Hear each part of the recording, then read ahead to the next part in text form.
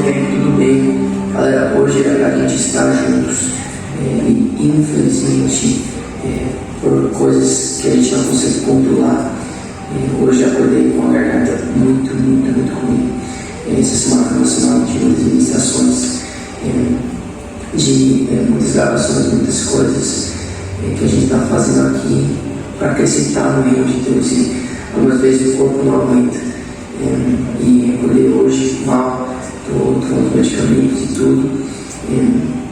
Mas infelizmente hoje não vai dar para a gente estar juntos, mas sabemos que tudo está no controle de Deus, que os tempos de Deus são perfeitos para nós. E eu quero muito ainda remarcar esse encontro, porque Deus tem uma palavra para vocês, e isso não vai sair do controle de Deus como nada sai. Então, em nome de Jesus, Deus abençoe vocês e espero ver vocês logo. Glória a Deus, pessoal. Ele não vai estar com a gente hoje, mas a gente vai estar remarcando. Mas o importante é que quem está aqui tem que estar, que é Jesus. Amém? Ele já queria ser grato a Deus. Eu também queria ser grato ao Everton, queria até chamar aqui.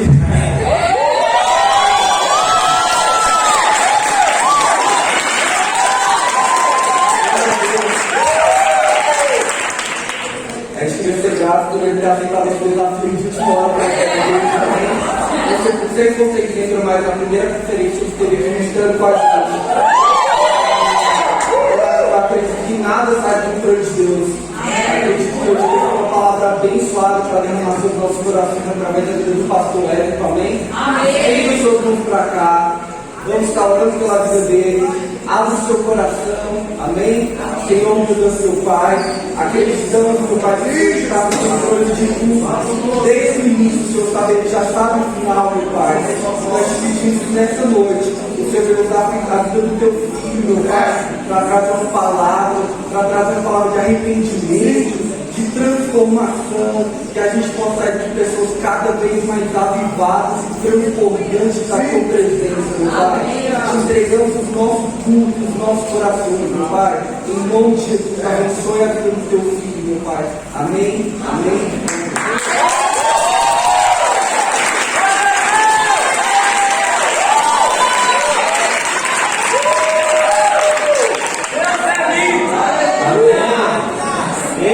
Vocês estão bem? Glória a Deus. Eu estou feliz de estar aqui com vocês. A Brenda, né, Caleb? Eu lembro que ela tinha mandado mensagem. Gente, eu sou péssimo no WhatsApp. Ela tinha mandado mensagem me convidando para essa conferência. Eu vi depois. Aí ela, não, a gente já fechou, vamos deixar para o próximo. Aí quando foi hoje, me mandaram mensagem e falei, rapaz, tem um propósito de Deus. Eu sei quanto o coração de vocês, o Gringo, né, o David, ele estava com a gente semana passada na pré-conferência do ano. É um menino de Deus, sabe? Então, é alguém que eu falo de verdade, trago mesmo para cá, vocês vão amar o sotaque dele. Ele é muito abençoado demais, tem um coração muito genuíno. E eu estou feliz de estar aqui porque eu acredito que desde sempre está com inquietação no meu coração. Desde o dia que ela falou, me chamando para cá, eu vi depois. Falei, Deus, me perdoa. O Senhor perdoa e me trouxe.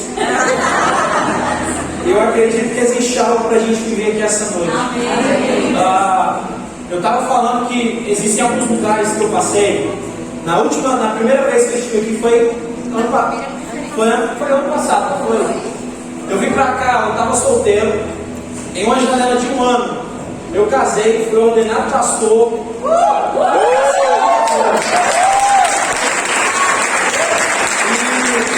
por que eu estou falando isso para vocês? Eu ouvi muitas palavras nesse lugar. E eu costumo dizer que em um ambiente profético, nós precisamos tomar cuidado com aquilo que a gente pede. Porque orar é muito perigoso, porque Deus pode ouvir. E é mais perigoso ainda que Ele pode responder. Então eu acredito que essa noite é uma noite que o Senhor Ele deseja compartilhar alguns segredos conosco. Então eu queria que você tivesse muita fome e muita sede, tá? A minha esposa não pôde vir, a gente está se mudando. Quem está nos seguindo na rede social sabe que a gente está numa mudança louca que parece que não acaba nunca. Mas eu venho acompanhar meu cunhado, né? A minha cunhada, a Raquel levanta a mão também. Ano passado estava aqui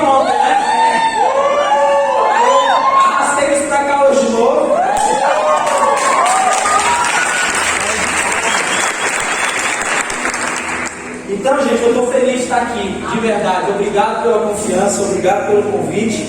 Você que pode, pega a sua Bíblia comigo aí, livro de Atos.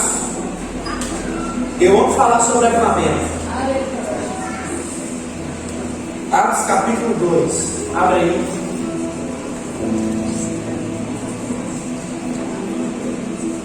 Versículo de número 1. Você que foi encontrando, diga amém. Amém. Diz o seguinte: e cumprindo o dia de Pentecostes, estavam todos reunidos no mesmo lugar, quando de repente veio do céu um som. Repita comigo: um som. Amém. De um vento veemente impetuoso encheu toda a casa que estavam assentados. Então todos viram repartidas sobre eles línguas como que de fogo. Eu vou repetir isso aqui. Então todos viram repartido entre eles línguas como que de fogo. Glória a Deus! Feche os seus olhos, estenda as suas mãos em posição de receber. Espírito Santo, nós queremos honrar a sua presença nesse lugar. Pai, nós temos uma convicção que o Senhor que nos trouxe para esse lugar. Eu te peço, Espírito Santo, para que o Senhor aumente a nossa fome, para que o Senhor aumente a nossa sede, Pai. Eu te peço, Espírito Santo, para que o Senhor fale conosco essa noite. Encontre nesse lugar alguém, Pai, que o Senhor deseja tocar, que o Senhor deseja despertar, que o Senhor deseja potencializar essa noite e levar essa pessoa para um próximo nível. Eu oro, Espírito Santo, que da mesma proporção que um dia o Senhor feriu Jacó, que o Senhor nos fira nesse lugar. Porque a tua palavra diz que no dia que o Senhor decidiu ferir Jacó, o Senhor olhou para ele dizendo: a partir de hoje eu não te conheço mais como Jacó, eu te chamo por Israel. Todas as vezes que o Senhor decide nos ferir, não é apenas para que tenhamos uma marca, mas é para que a rota das nossas vidas seja mudada. E esse é o meu pedido, essa é a minha oração para essa noite, Pai. Então eu te peço, Espírito Santo, que os céus sejam abertos e que os teus olhos sejam voltados para esse lugar essa noite. É o que eu te peço, é o que eu te agradeço. Em nome de Jesus. Amém. Amém. Eu tenho quantos minutos? Que eu cheguei.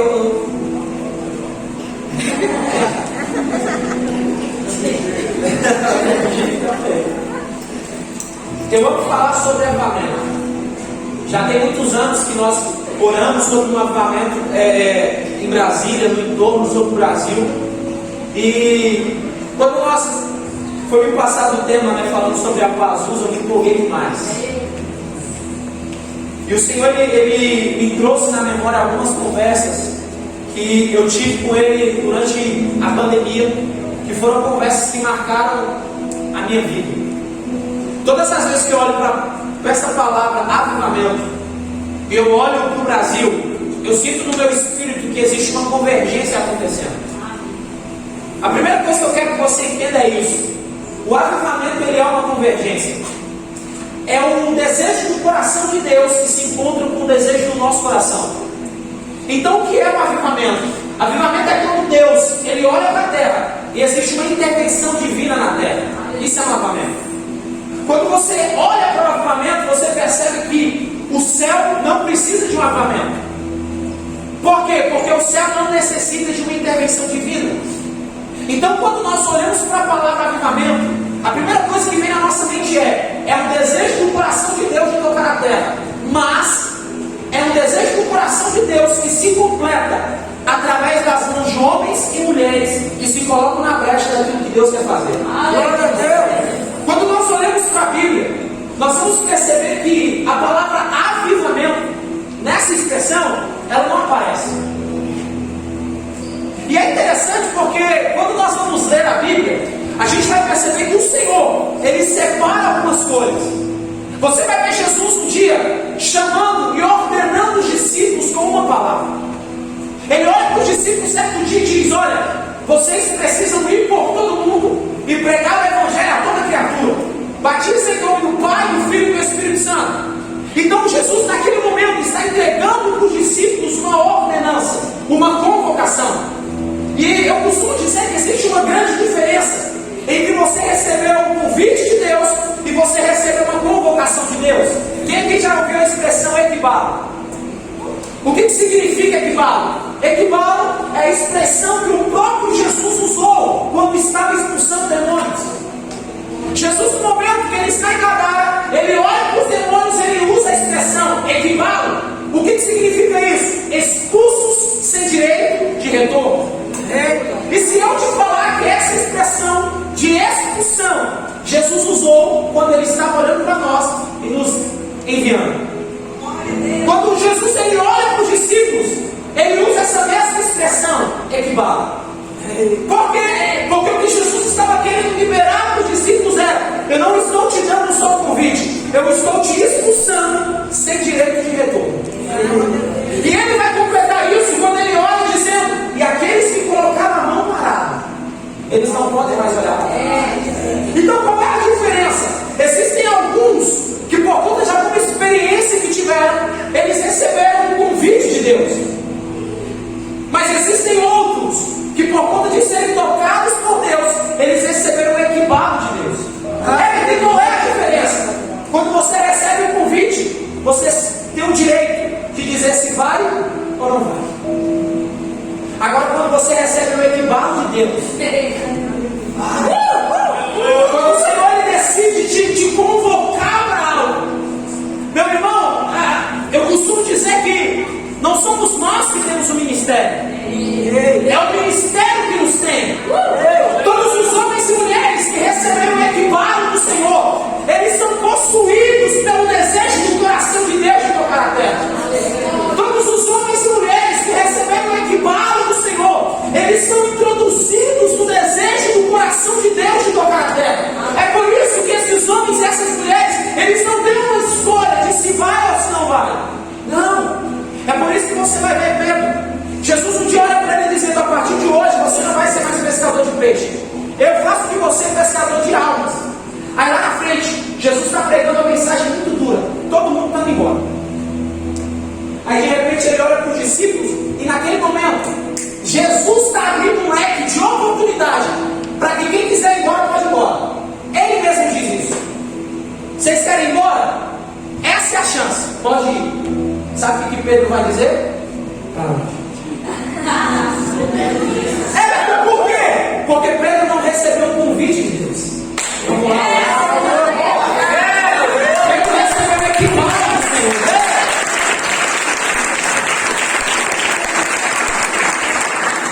E o que nós precisamos entender é que quando nós recebemos o equibalo de Deus, nós não temos mais um plano B na nossa vida. Escolhido não tem escolha. É isso. Quando nós recebemos o equibalo do Senhor, nós não temos um plano B. Aí a gente olha, a gente fala: cara, mas Pedro tem uma casa, sim. Pedro tem um emprego, sim. Pedro tem amigos, sim. Só que nada disso era uma segunda escolha. Nada disso era um plano B. Por quê? Porque quando nós recebemos o equibalo do Senhor, nós só temos um plano. Nós só temos um caminho. Nós só temos um alvo. Nós não estamos aqui como um test drive para ver se vai dar certo ou não. Nós não estamos aqui de passagem, não. Todos aqueles que recebem o equibalo do Senhor são homens e mulheres com uma convicção. Nós temos uma convicção do porquê estamos aqui. Nós temos uma convicção do porquê fomos chamados. Nós temos uma convicção de onde saímos e para onde nós iremos. Então nós precisamos entender isso. O desejo do coração de Deus, guarda isso. Não é que você vive uma vida debaixo de permissão. O desejo do coração de Deus é que você vive uma vida debaixo de uma vontade. Vamos lá. Qual é a diferença? Aqueles homens, aquelas mulheres que decidem viver uma vida debaixo de permissão, eles não conseguem entender a plenitude da manifestação do Filho de Deus. Por quê? Porque quando eu falo sobre permissão, eu estou falando de algo que Deus libera. E nem tudo aquilo que é a permissão de Deus é a vontade do coração de Deus. Só que quando nós entendemos que estamos sendo entronizados por Deus e o desejo do seu coração, nós paramos de viver debaixo de permissão. Repita comigo: viver debaixo de permissão é para filho imaturo. Os filhos maduros vivem debaixo de vontade. Porque a Bíblia vai dizer para mim que a vontade de Deus ela é boa, agradável e perfeita. Então Jesus, ele, nesse momento, ele não está entregando um convite para os discípulos. Ele está liberando uma ordenança: ide por todo mundo e pregai o Evangelho. Aquela mensagem ela entra e ela traz entusiasmo. Nós vamos pregar o Evangelho. avançar. Nós vamos fazer aquilo que Cristo fez na terra. Eles estão empolgados para isso. Só que Jesus ele está perto da sua crucificação. E Jesus agora começa a mudar o seu discurso. Porque Jesus, todas as vezes que ele pregava o Evangelho, ele sempre pregava o Evangelho apontando a eternidade.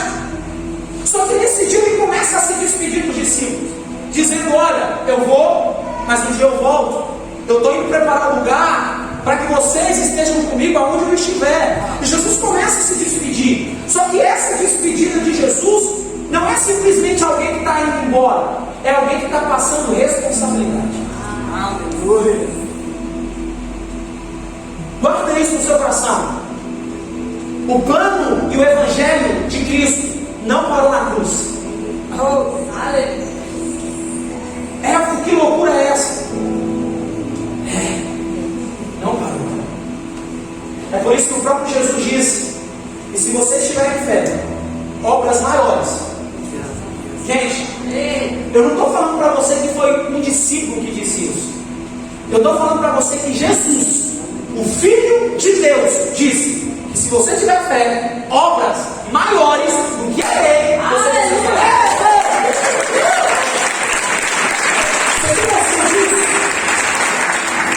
Então ele está transferindo uma responsabilidade, dizendo para os discípulos: eu fiz a minha parte, continue. Por quê? Porque o plano da salvação, o Evangelho de Jesus, o plano de Deus é nós entendermos que Deus é um Deus geracional. Por isso que tudo que Deus começa em alguém, Ele permite com que isso que começou em alguém seja passado para outra pessoa. É por isso que você vai ver que o que Deus começa em Abraão não acaba em Abraão, vai para Isaac. O que vai para Isaac não acaba em Isaac, vai para Jacó. Por quê? Porque Deus é geracional. Então, nós precisamos entender isso. Jesus ele entrega uma convocação, Jesus está se despedindo e os discípulos estão como? Empolgados para pregar o Evangelho. Por quê? Porque eles viram Jesus curando. Eles viram Jesus ressuscitando. Eles viram Jesus liberando palavras e demônios serem expulsos. Eles viram. Então, gente, eu não sei vocês, eu leio a Bíblia, isso me empolga. Imagine você está andando lá, está lá. Você vendo. É outra história. Eles estão empolgados e de repente Jesus morre. Aí Jesus ressuscita e aparece para eles. E eles agora estão empolgados. Por quê? Porque todo mundo sabe que é Cristo ressurreto aparecendo para eles. Tomé tentou duvidar. E Jesus disse: olha aqui, as feridas na minha mão, sou eu. Aí Jesus vem com uma mensagem que desconfigura algumas coisas. Porque quando eles estão empolgados para ir, Jesus está olhando para eles e dizendo: ficai em Jerusalém. Aleluia. Mas não foi Jesus que mandou ir. Agora é esse mesmo Jesus que falou: vá por todo mundo e pregue o Evangelho. É o mesmo Jesus que está olhando e dizendo: fique em Jerusalém e não saia daqui enquanto do alto vocês não forem revestidos de glória. Então a gente começa a perceber que existem alguns passos que nós precisamos tomar. Por quê? Porque eu vejo hoje que existe uma geração, e agora eu vou começar a apertar, que nós estamos com um anseio glorioso pelas nações, e isso é muito bom. Nós estamos com uma sede muito grande por almas, e isso é muito bom. Só que a pergunta que eu te faço: quantas horas você ora por dia? Quantas vezes esse ano você leu sua Bíblia? A realidade é que nós estamos com os nossos olhos tão penetrados em ir, em fazer, que nós estamos nos esquecendo de nos tornar. E não se esqueça disso. Se você esquecer tudo que eu vou falar, não se esqueça disso. Deus está muito mais preocupado que você se torne do que você faça alguma coisa. O desejo do coração de Deus não é levantar uma igreja que faça. O desejo do coração de Deus é levantar uma igreja que se torne. Irmãos, Apocalipse vai contar uma história. Toda vez que eu leio Apocalipse, eu penso que eu estou ficando louco. A Bíblia vai dizer que existe um anjo, eu vou falar espécie, tá? De anjo, que tem 6 asas. Com 2 eles voam, com 2 cobrem os pés, com 2 cobrem o rosto. E a Bíblia vai dizer que o corpo desses anjos estão estão fazendo? Ininterruptamente: santo, santo, santo, santo. Aí deixa eu te contar uma coisa. Por que esses anjos eles estão proclamando santos o tempo todo e não cansam? Aleluia. A resposta é muito simples. Porque eles não estão vendo a mesma coisa toda hora. Imagine comigo. Ele tem olho numa mão. Esse olho olhou e contemplou que ele era santo. Daqui a pouco outro olho viu e viu que ele é santo. Outro viu e viu que ele é santo. Só que algo que a gente precisa entender é que esses anjos, eles não são santos porque eles só foram criados para serem santos. Eles são santos porque eles contemplam alguém que é santo. Aleluia. E um dos maiores segredos da Bíblia é entender isso. Aquilo que eu contemplo, eu me torno. É por isso que o Senhor esses dias está nos chamando para um ambiente de contemplação. Por quê? Porque aquilo que eu contemplo eu estou me tornando. É por isso que Jesus está dizendo: sede santos como eu sou santo. E como que eu vou ser santo como ele é santo? Contemplando quem ele é.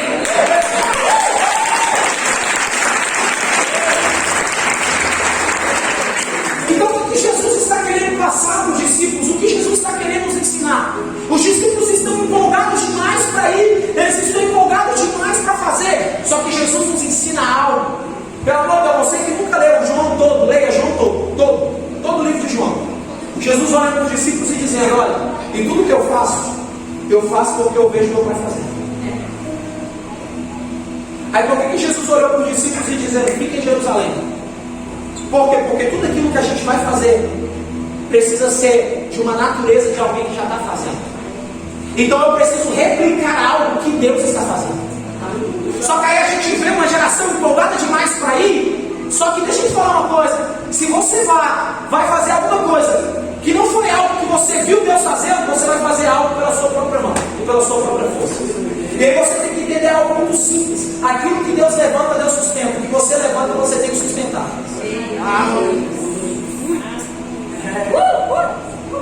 Então a gente começa a perceber que existe um conflito. E qual é o conflito? Eu vou ou eu fico?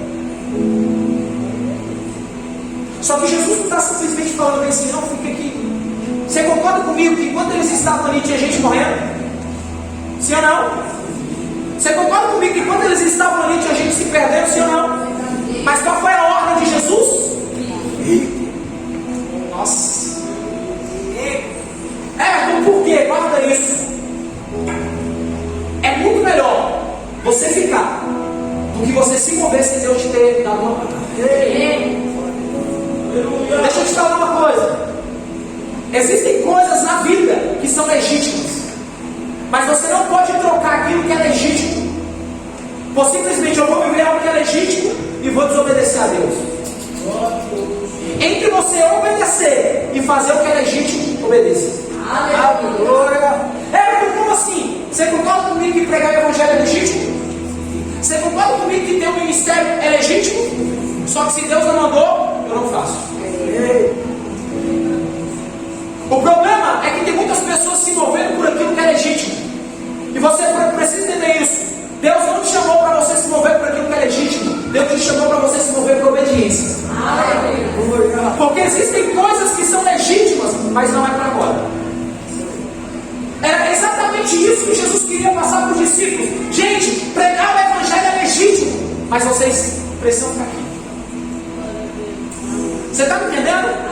Por que eu tenho que ficar aqui? Porque vocês precisam receber algo do alto, que vai potencializar, capacitar vocês para vocês virem. Ou seja, vocês não estão prontos.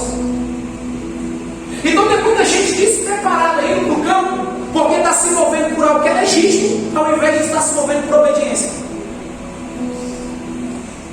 Você está me entendendo? Então Jesus está olhando para eles e dizendo: eu quero que vocês fiquem em Jerusalém até que do alto vocês sejam revestidos dele. Jesus não passa data. Ele não fala: vai ser daqui um mês. Ele não fala: vai ser daqui 3 dias. Então o que ele estava querendo gerar nos discípulos? É mais importante obedecer a Deus do que se mover por algo que é legítimo. Então eles decidem ficar. Aleluia! Aí deixa eu falar algo para você. Guarda isso no seu coração. Quem que tem palavra para as nações? Levante sua mão. Nunca mais se esqueça disso. Nunca mais se esqueça disso. O Senhor nunca vai te dar uma terra que você não tenha derramado lágrimas por ela. O Senhor nunca vai te dar uma terra que você não tenha derramado lágrimas por ela. Guarda isso. Você não se torna um evangelista ou um missionário quando você pisa na terra que Deus disse que você pisaria. Você se torna um quando você começa a derramar lágrimas por esse lugar. Segunda coisa, Deus está muito mais preocupado em fazer com que você conheça o coração dele do que te levar para as nações. Por que você está falando isso? Porque eu conheço muita gente querendo pregar de Jesus através de uma informação e não de um conhecimento. Vocês têm uma informação sobre mim, sabe meu nome, sabe onde eu congrego, mas isso é uma informação. Por quê? Porque você só conhece quando? Então tem muita gente que prega sobre Jesus, mas não conhece Jesus. Tem muita gente que canta sobre Jesus, mas não conhece Jesus. E aí eu preciso entender que eu só ganho a autoridade de revelar quem é o Pai quando eu me torno filho.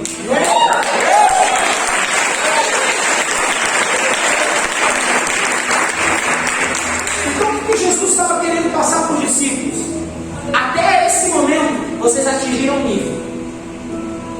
Mas para aquilo que eu quero fazer na vida de vocês, 30 minutos de oração por dia não são suficientes.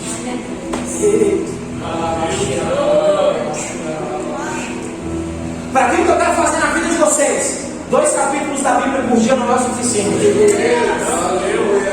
Para aquilo que eu quero fazer na vida de vocês, ter um devocional pela manhã e o resto do dia nada, não é o suficiente. É por isso que vocês precisam ficar aqui.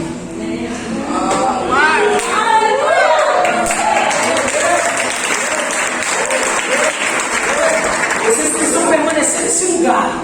E vocês precisam clamar. Vocês precisam buscar por algo que vocês ainda não experimentaram. Vocês precisam ansiar por algo que vocês ainda não tocaram. Vocês precisam buscar por algo que os olhos ainda não viram. Vocês precisam buscar por uma fome e por uma sede. E vocês não podem sair desse lugar até vocês serem possuídos pelo meu Espírito.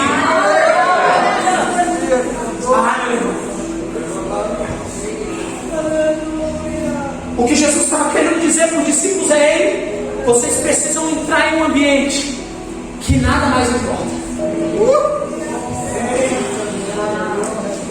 Quando nós entramos nesse lugar de contemplação em Deus, nada mais importa. Paulo conseguiu chegar nesse lugar. Quando ele escreve aos Filipenses dizendo: ei, e a partir do dia que eu conheci a Cristo, eu considero tudo como estranho. Porque para mim nada tem mais valor a não ser conhecer a Cristo. Sabe quando o Senhor vai te dar uma nação? Quando a nação não for maior para você do que Deus é. Sabe quando Deus vai te confiar um ministério? Quando o ministério não roubar o seu coração de Deus? Sabe quando Deus vai te dar relevância sobre o Brasil? Quando a relevância não roubar o seu coração? É por isso que Deus está dizendo: ei, antes de eu te lançar, eu preciso te trazer para perto. Fica aqui. E nesse lugar de contemplação, nós começamos a se aproximar, nós começamos a conhecer. Deus começa a revelar para nós coisas que a gente nunca ouviu, nunca viu, nunca sentiu. E Deus está dizendo: é nesse lugar. Mas tem muita gente indo. Fica. Mas tem muita gente fazendo. Permaneça aqui. Enquanto você não for tomado por Deus, permaneça nesse lugar. Passa-se muito tempo. E os discípulos estão aonde? Em Jerusalém. E aí tem gente olhando e dizendo: mas e o mundo? Como é que o mundo está? E Deus está dizendo: eu estou forjando alguns. Vamos lá, alguém. Deixa eu falar algo para você, meu irmão. O ministério bem sucedido sempre vai começar em um lugar onde ninguém está vendo. A Bíblia diz exatamente assim: que Moisés estava escondido, mas crescia.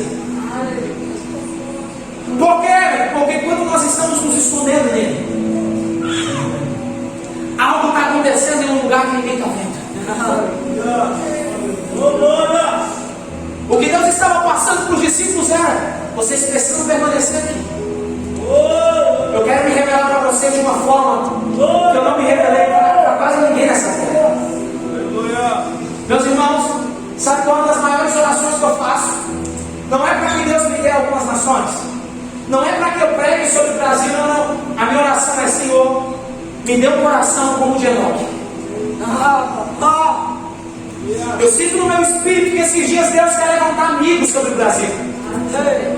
É só você olhar qual é o ministério de Enoque.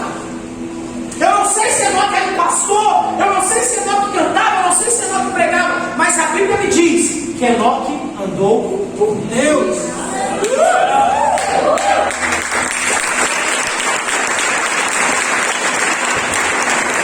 Então, sabe, é superficial. Nós queremos deixar um legado a partir daquilo que fazemos.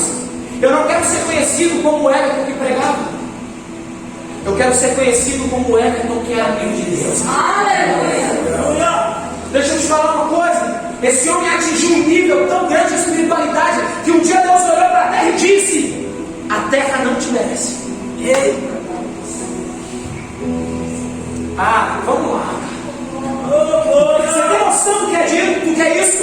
O homem não experimentou a morte. Não foi porque ele tinha uma boa pregação. Não foi porque ele tinha uma boa música. Não é porque ele montou uma grande igreja. Não! É porque ele se tornou amigo de Deus. Eu estou falando para você de céu e terra trilhando o mesmo caminho. Eu estou falando para você de alguém que foi discipulado diretamente por Deus. Amigo de Deus. E aí a gente está empolgado.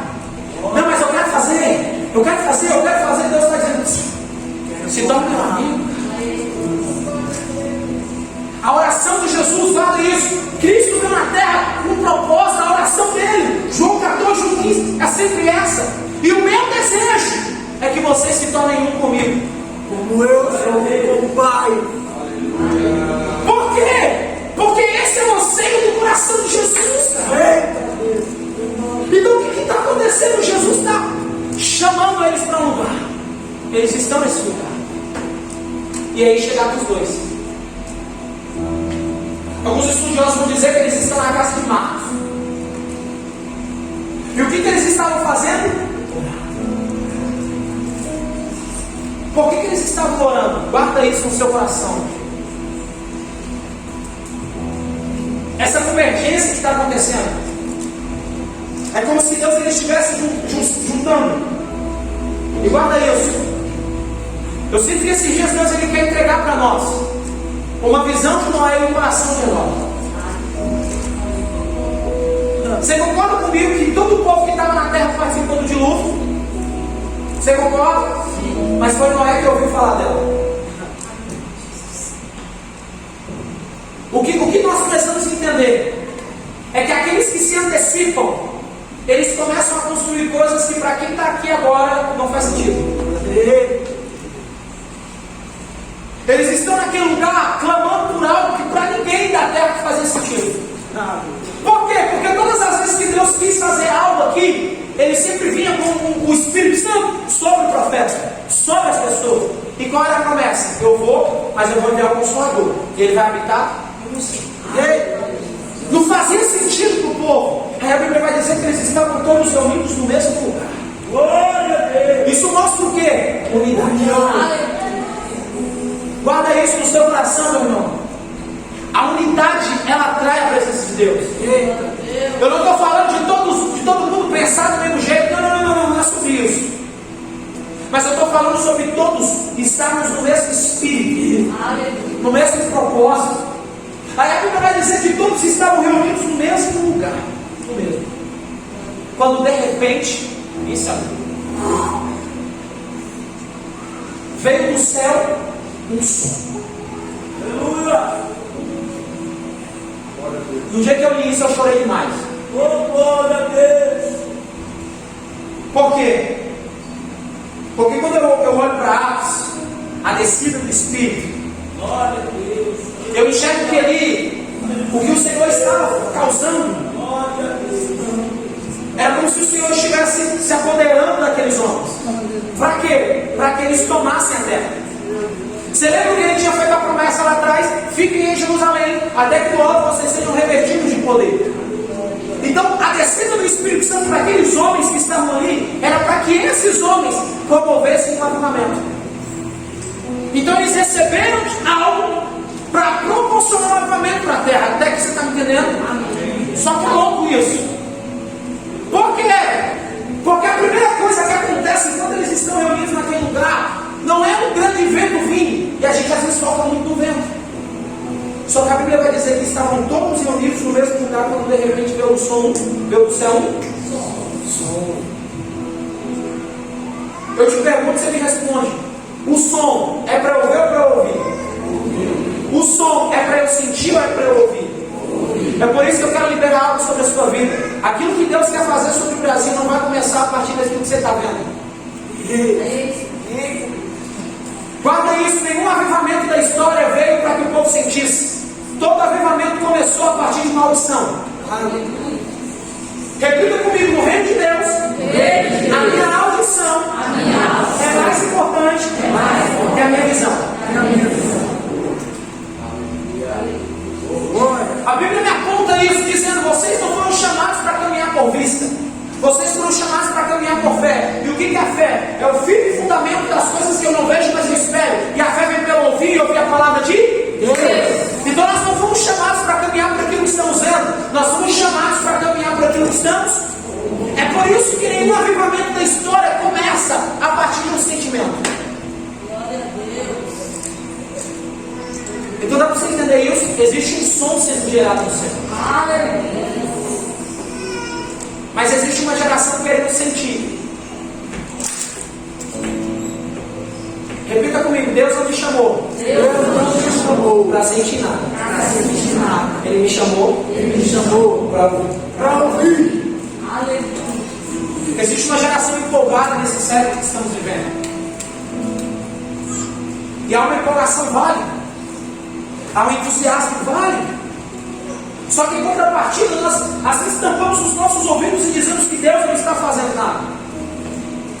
Só que todas as vezes que Deus quis se comunicar com a igreja de forma global, a mensagem foi a mesma: quem tem ouvidos, ouça.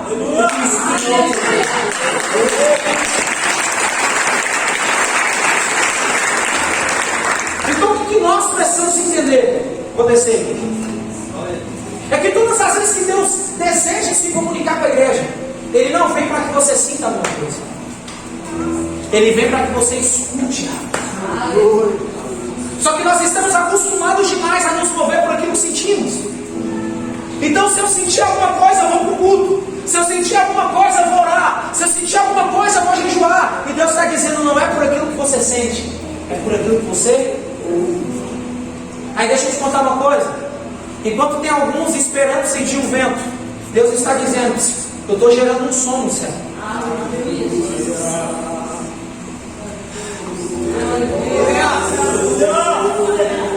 E a pergunta que Deus está fazendo é: aonde estão aqueles e aquelas que vão escutar esse som?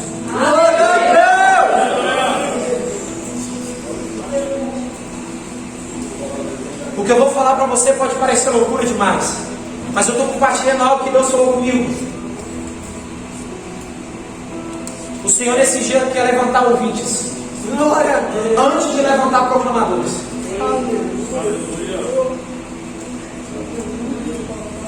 Nós precisamos entender que o Senhor está nos chamando para um lugar aonde nesse lugar o avivamento não começa por aquilo que eu estou vendo, começa por aquilo que eu estou ouvindo.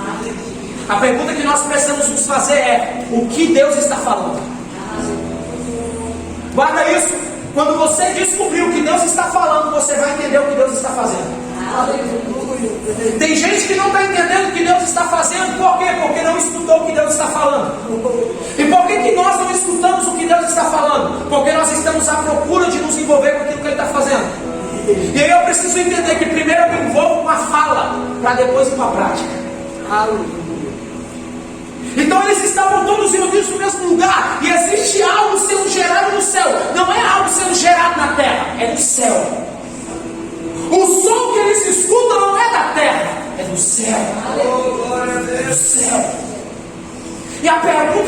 posso ler. Que sonho é esse que Deus está te dando, cara? Meu Deus.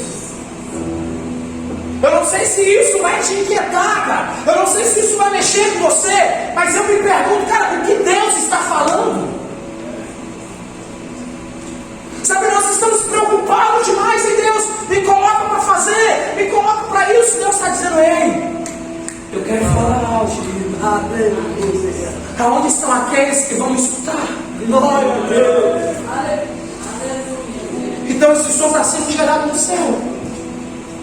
E aí de repente Deus decide compartilhar. Meu Deus do céu. Deus decide compartilhar algo que estava no céu com aqueles homens que estavam na terra. Lembra que eu falei de Noé?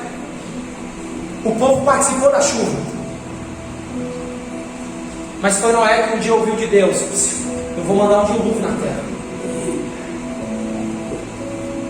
Deixa eu te contar um segredo. Sabe o que deu autoridade para Noé construir a arca? Ele ter escutado sobre a chuva. O problema é porque nós estamos construindo sem ouvir. Você perde a autoridade quando você constrói sem ouvir. Você precisa entender que tudo aquilo que você está construindo precisa estar firmado naquilo que você ouviu. Eu não quero saber a grandiosidade do seu ministério. Eu não quero saber quantas nações você pisou. Eu quero saber se aquilo que você está construindo está firmado em algo que Deus falou para você.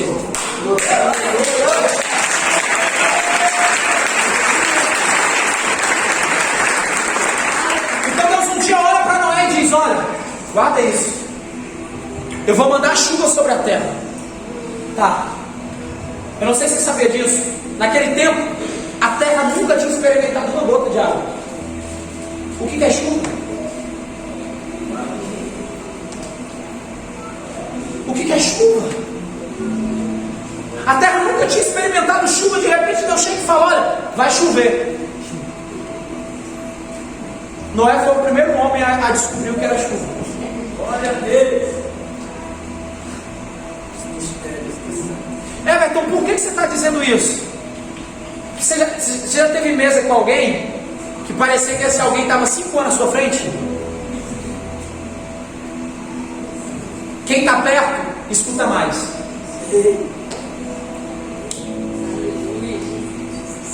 Deixa eu te falar uma coisa. Eu não sei se você sabia disso. O primeiro chamado na Bíblia não é Deus enviando alguém. O primeiro homem que recebeu um chamado na Bíblia foi Adão. E o chamado que ele recebeu não foi para ele ir, foi para ele vir. É no momento que ele erra o pecado, Deus desce e diz: Adão, cadê você? Então quando Deus ele te chama, Ele não te chama para ir. Deus te chama para vir. Porque quando você vem, Ele te vocaciona para ir. Então não é estar perto. Quem está perto escuta. Deus chega nele e Deus conta um segredo. Ninguém na terra sabe o que é chuva. Só Ele. Só que aí nós somos uma geração tão acelerada e acostumada a fazer, que a realidade é que Deus, o Twitter e o Instagram conhecem todos os segredos. Por quê? Porque você não consegue ouvir nada de Deus e guardar para você. Porque você recebe, você fala: cara, isso aqui é tão forte. E aí você compartilha. E o problema é que você não compartilha a fim de abençoar. Você compartilha a fim de ser promovido. Como alguém que recebeu uma revelação de Deus. E aí você precisa entender algo. Intimidade a dois. Repita comigo: nem tudo que Deus me fala, nem tudo que Deus me fala é para o povo. É para o povo. Sim. Tem coisas que Deus está te falando que é só para você, é só seu. Tem coisas que Deus me fala que às vezes é umas loucuras que eu conto com a minha esposa, que eu faço. Eu falo um negócio desse em público, eu acho que eu não prego em lugar nenhum. Porque eu tenho as minhas paranoias. Eu oro, eu leio a Bíblia fazendo pergunta. Eu sou muito curioso. Então tem coisas que Deus me fala, que eu faço umas perguntas, que eu chego a umas conclusões, que eu falo: rapaz, isso aqui eu vou guardar para mim, com certeza. Então, o que eu estou querendo passar para vocês? É que Deus ele deseja levantar uma geração de ouvintes. Por quê? Porque esses homens e essas mulheres que escutam Deus, eles ganham autoridade para construir algo. Então eu vejo uma geração muito empolgada em construir alguma coisa. E Deus está dizendo: você não vai ganhar autoridade pela excelência da construção, mas é pela obediência daquilo que você ouviu. É isso que te dá autoridade. Então Noé escutou, e ele recebe um segredo de Deus. E o que Deus fala para ele? Vamos lá. Deus sabia que o povo ia ignorar Noé, sim ou não? Mas Deus manda ele pregar, sim ou não? Aí Noé vai. Gente, vai chover. O que é chuva? Sabe por que para o povo não fazia sentido? Porque nem para Noé, quando ele ouviu, fazia. Não fazia sentido.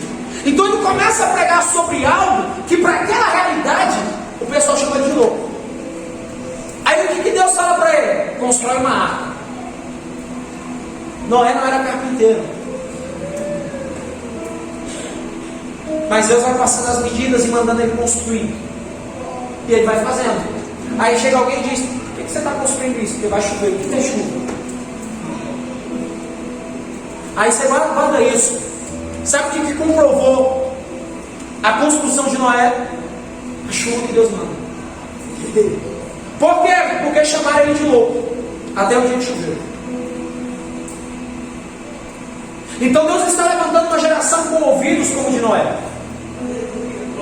E Deus está levantando uma geração com coração como o de Enoque. Existe essa convergência acontecendo, amém?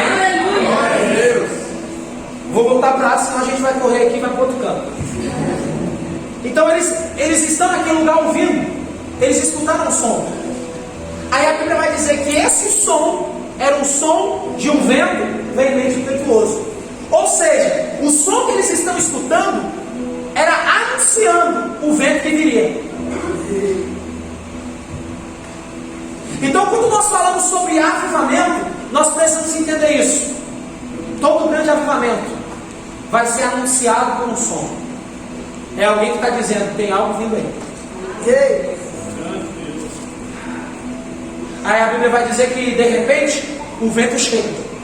Só que repita comigo: antes do vento chegar, o som veio primeiro.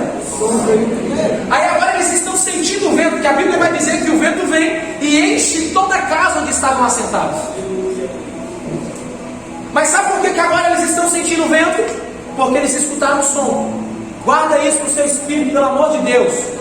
Tudo o que você sente e tudo o que você vê precisa estar firmado naquilo que você ouviu. Everton, por quê? Porque fogo sem palavra não é avivamento, é emocionalismo.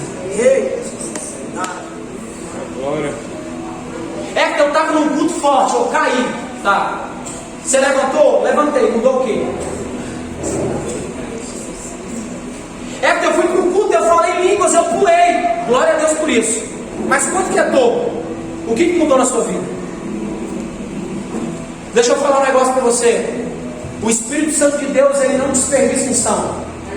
O Espírito Santo de Deus não desperdiça poder. Todo homem, toda mulher que ele enche por propósito. Que loucura é essa que você está dizendo? Sabe quando que parou a multiplicação do azeite? Quando acabou as vasilhas. Por quê? Porque enquanto tinha vasilha, no momento que parou, acabou as vasilhas, acabou o azeite. Por quê? Porque quando acaba os recipientes, Deus cessa. Se Deus está em um lugar, onde nesse lugar tem 3, 4 recipientes que estão preparados para receber a unção, esses 4 receberam, Deus cessa. Você está me entendendo? Por quê? Porque Deus não desperdiça. Então você precisa entender que você não veio para esse culto para você chegar em casa e compartilhar com seus amigos dizendo: o culto foi poderoso. Não, você veio para cá para sair daqui com uma missão. Você veio para cá para sair daqui com um propósito. Deus vai te pegar hoje aqui que você vai cair, você vai chorar, mas você vai levantar com uma missão. Você vai levantar com um propósito, amém?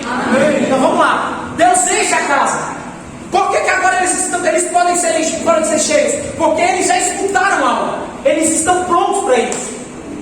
Então guarda isso. Primeiro eles escutam, depois eles sentem e depois eles veem. Aí de repente tem um público do lado de fora. Porque todo avivamento é separado por 2 classes de pessoas. Aquelas que vão escutar o som e aquelas que vão participar quando o fogo já estiver pegando. Por quê? Porque é muito fácil eu pegar fogo em um lugar que está enchendo. Só que deixa eu te contar um segredo. Eu amo falar sobre avivamento, sabe por quê? Porque quando eu olho para avivamento, eu lembro de John Wesley. Eu lembro de John Knox. Eu lembro de homens que levantaram o fogo de Deus dentro dos seus quartos. Ninguém queimava, só eles. Por quê, Everton? Porque eles escutaram algo que ninguém escutou. Ah, meus irmãos, vamos lá. Aleluia. Eles ouviram algo que ninguém ouviu. Eles experimentaram algo que ninguém experimentou. E diz: como um homem ora tanto em um lugar ao ponto de ficar a marca dos seus joelhos naquele lugar. Meu Deus! Eita glória! Meu Deus!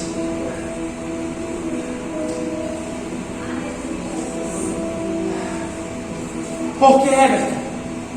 Repita comigo: eles ganharam uma causa. Eu quero terminar com isso aqui. Deixa eu te falar uma coisa. Quando nós oramos por avivamento, o desejo do coração de Deus é nos entregar uma causa. Uma causa. Sabe, eu olho para a nação brasileira, e já tem alguns anos que eu oro sobre essa nação. E eu falo sem sombra de dúvida, sem medo de errar. O nosso problema não é falta de pregadores,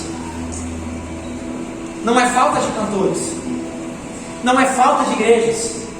Gente, próximo evento vocês sentam, vocês montam um arsenal. Eu dou pelo menos 100 nomes de gente para você trazer para pregar, para cantar. Então a pergunta é: por que ainda a engrenagem não virou? Por que a coisa ainda não foi? Sabe, eu sinto no meu espírito que nós entramos naquelas primeiras contrações, mas ainda não nasceu.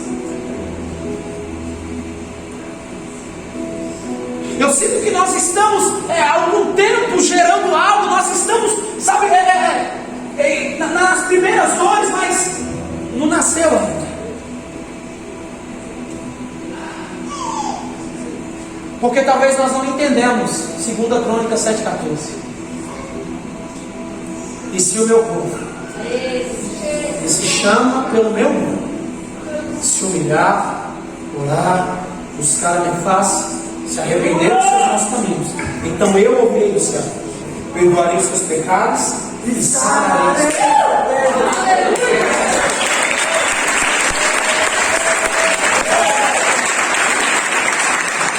Sabe o que o Senhor está apontando para nós? Existe um povo específico que Ele escuta. É por isso que 2 Crônica não diz: e se a terra, não. E se o meu povo, que se chama pelo meu nome, se esse povo, se eles se humilharem, orarem e buscarem a minha face, eu ouvirei do céu, eu vou perdoar os pecados e eu vou sarar a terra. Eu saro a terra a partir de um povo. Existe em Atos 2 um grupo que está do lado de fora, e eles começam a escutar, guarda isso, eles começam a escutar o povo que está do lado de dentro falar algumas línguas. Só que não era a língua dos anjos, não. Por quê? Porque quem está do lado de fora está entendendo o que quem está do lado de dentro está falando. Por quê? Guarda isso. O que o Senhor estava querendo apontar eram coisas muito simples. O Evangelho de Cristo, ele precisa ser uma língua mundial. Precisa alcançar todos os povos, línguas e nações. Aquilo que eu estou gerando em vocês aqui dentro é algo que precisa tocar todos os povos, línguas e nações. Você está entendendo? Então eles começam a escutar, e alguém de repente olha e diz: eles estão embriagados. Nossa! Por que eles estão embriagados? Porque eles estão se comportando de uma forma diferente. Vamos lá, alguém. Gente, é muito fácil você discernir alguém que está bêbado e alguém que não está. Sim ou não? Eu não sei se é que acontece, mas lá a gente tem um prazer de vez em quando ver um bêbado entrando no culto. Já aconteceu aqui, já, né? Toda igreja já aconteceu isso. Você entra bêbado, entra cachorro. Isso é normal. E quando um bêbado entra, ele destoa dos demais. Por quê? Porque ele não anda igual a todo mundo. Ele não fala igual a todo mundo. Ele não está ouvindo igual a todo mundo. Ele não enxerga igual a todo mundo. Por quê? Porque ele foi alguém que passou por algo que alterou algumas coisas. Eu não sei se você está pegando isso aqui.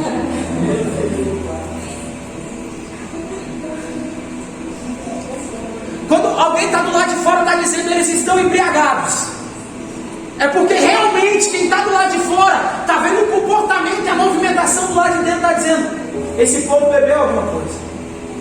Por quê? Porque eles não estão andando como nós estamos andando.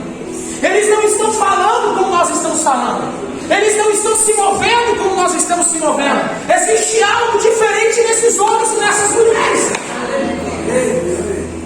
O comportamento deles são diferentes do nosso. E a minha oração, meu irmão, é para que hoje Deus te pegue e você se embriague do vinho do Espírito Santo. Você volte para casa bêbado da presença de Deus. Das pessoas olharem e dizerem: o que aconteceu? Você está andando diferente, você está falando diferente. O que aconteceu? Você está pensando diferente. Aí Pedro se levanta: meu Deus, se isso aqui não te empolga, isso aqui me empolga. Pedro se levanta. Quem é Pedro? Aquele que disse que não tinha para onde voltar, mas é aquele que estendeu a espada e feriu a orelha de Malco. Me diga, Pedro estava pronto para pregar o evangelho naquele tempo? Porque ele era o tipo de pessoa que é o seguinte: se você não aceitar Jesus, você vai para o inferno e eu te mato por horas. Ele não tinha paciência. Então o que está acontecendo agora? A gente está vendo alguém que para os outros estava sendo considerado bêbado. Por quê? O comportamento mudou. Tem alguém do lado de fora acusando, dizendo: está todo mundo embriagado, está todo mundo bêbado. E ele de repente levanta a mão e ele fala: calma, nós não estamos embriagados. O que nós estamos vivendo aqui é cumprimento de uma palavra. Meu Deus. Que o próprio Deus liberou ao profeta Joel. E eis que nos últimos dias.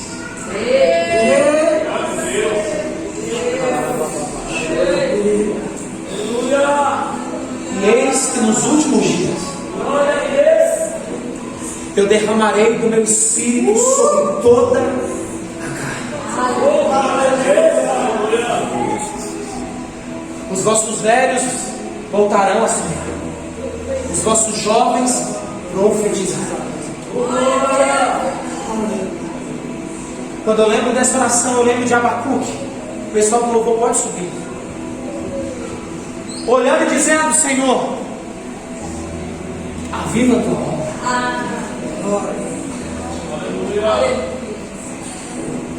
E testifica ela ao longo dos anos. É como se esses homens eles tivessem pegado a causa para si. Meu Deus do céu. Aleluia. Meu irmão, Deus me trouxe aqui com um propósito simples. Eu sinto que o Senhor ele quer te empoderar essa noite. Aleluia. Eu sinto que o Espírito Santo quer te possuir essa noite. Mas para que, Everton? Para te dar uma causa. Sabe por que John Wesley marcou a história? Porque ele tinha uma causa. Sabe por que Billy Graham marcou um tempo? Porque ele tinha uma causa. Sabe por que os apóstolos marcaram um tempo? Porque eles tinham uma causa.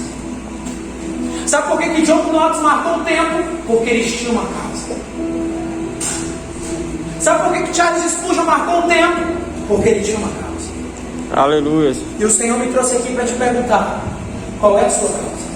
Aleluia.